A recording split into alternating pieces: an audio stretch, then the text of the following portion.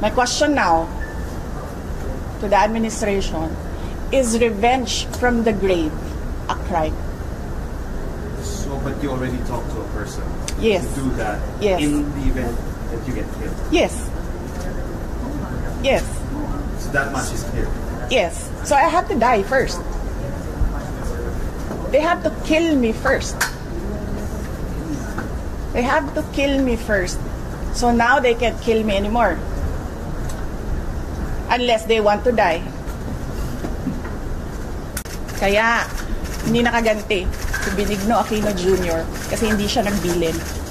But you know, Benigno Aquino Jr. is not Sara Duterte. So, ibang tao din siya. Ibang tao din ako.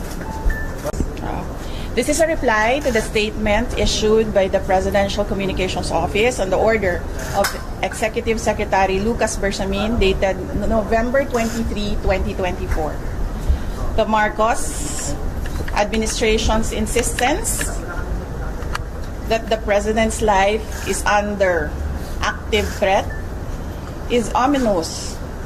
I raise this caution as the President and his sycophants aggressively sell a narrative based entirely on my statement, which is taken out of its logical context.